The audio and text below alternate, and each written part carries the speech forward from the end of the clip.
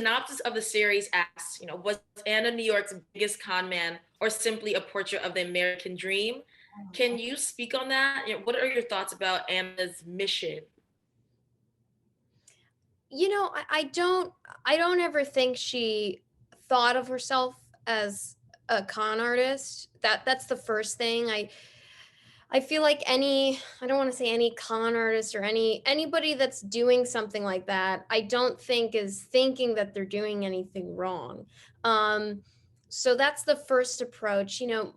As an actor, the first thing that you learn as an actor is never to judge your characters. And that wasn't my job, was to judge what Anna was doing was right or wrong. Personally, would I've ever done that? Personally, no.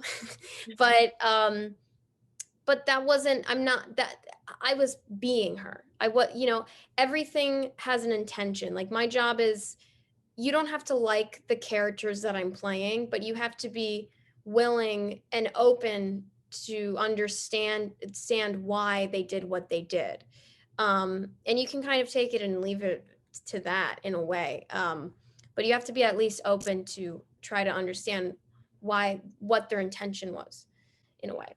That's my yeah. So that's always how I approach it. All right. And if I'm not wrong, you were able to actually visit Anna at Rikers when you were prepping for your role. Is that Yeah, correct? Yeah. yeah. How was that experience?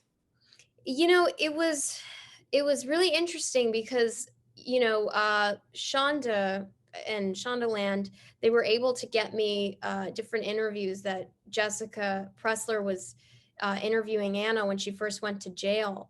And it was really interesting because I could get the accent and I could get different, like, characteristic, like, different um ticks and different things that she was doing. Um but still, energy is energy. I feel like you get someone's energy much more when you see them in person. And I got everything when it came to the accent and what she was doing with her mannerisms and everything. But I still felt like it was really important to meet her.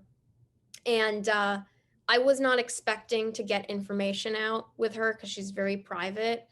But I just wanted to get her spirit and her energy. And the thing that I was taken aback by most was how bubbly she is, how charming she is, how likable she is, and how she can go from light to dark or dark to light in a matter of seconds. And I was like, whoa. And it made sense. Like, I'm like, oh, that's why she was about to get Fortress. She had all these people believing her. If she was just like a cloud of darkness, like, nobody would want to invest in her. I mean, she's having a TV show made about her. Exactly. Yeah. Shonda Rhimes is making a TV show. Obviously, she has something. So, yeah, and that made it more complicated because it made it like, I always feel like great art is when it's contradicting itself. You have to be flip-floppy in a way as an audience. I love that. All right. And just last question. You spoke on it a little bit, but between your Southern accent as Ruth in Ozark and now your German with a hint of Russian accent as Anna, like, what do you do to actually get these accents down? Is there a particular class you take, or you're just really good with accents? I think now I kind of am used to I'm used to doing accents, so it's not like, I mean, it's still scary, but once you do one accent, you kind of it opens a door. I have a great dialect coach, Barbara Rubin. And yeah, I don't to me, I love acting with an accent, because it's an accent is almost like a wig in a sense, where there's kind of a separation between you and that person that you're playing for 12, 15 hours a day, however long. And you kind of can get a break from that person because it can be essentially like you're being two people at once. I'm being me, and then I'm being Anna, or I'm being Ruth. It's like if somebody called me up and said, "Hey, Julia, how was your day?" It's like, well, do you want to know how my day is, or do you want to know how my character's day is? Because it can be completely different. So I like having that separation. I'm like, I can't even remember how you actually sound at this point. You really get into your characters and become them. So it's brilliant. But that is all my time. Thank you so much. Thank you.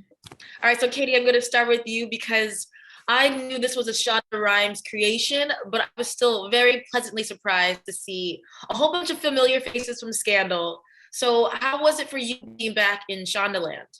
Oh, it's the best. It's the best land. It's the best land that I want to remain in forever and ever and ever. It's just wonderful. It feels like family, and it feels so safe and exciting and fun. And Laverne likes to, when we have a table read, you know, Scandal table reads were famous for hooting and hollering and banging on tables and freaking out, and like, and I feel like we got to do that on Inventing Anna. Laverne quickly caught on and was like the lead of the chorus of just audible reactions to the scripts. I was gasping. I was like, holy, I was going through the gigs. I was going through all the feels during the table reads. I was just like, yeah, that's why it's magical. It's just magical and fun. And you know that you're working on such quality material when Shonda herself has written it. You feel so lucky that you're starting from a place of genius. Like your job is halfway done because it's there on the page. Exactly. Anything with Shonda, I'm like, oh, I'm watching. It's going to be great. Yeah. Well, Laverne, so I was getting your reaction a little bit, but like as a Black woman, I'm watching story unfold and I'm thinking I could never, like I would be arrested on attempt 1 of fraud. So did you feel like her race, gender, or even her nationality helped her get as far as she did? Absolutely. Absolutely. I think that like there's a certain kind, we could never, you know, I think that Anna being a blonde white woman, people didn't take her seriously, but it also, you know, allowed her a certain kind of entree that like we could never, you know, I could never as a Black woman, especially as a Black trans woman. We have to actually have we have to deliver with the real goods. And absolutely. But there's also something, you know, what's interesting too is I think because Anna was underestimated at the same time that she was able to get so far as well. So it's interesting and it's complicated, but I think that, you know, I seem to think of the Black con artists out there, and it usually is very different, you know, it's usually a preacher or somebody, you know. True. It's always in the church. It's always true. In the church. Yeah.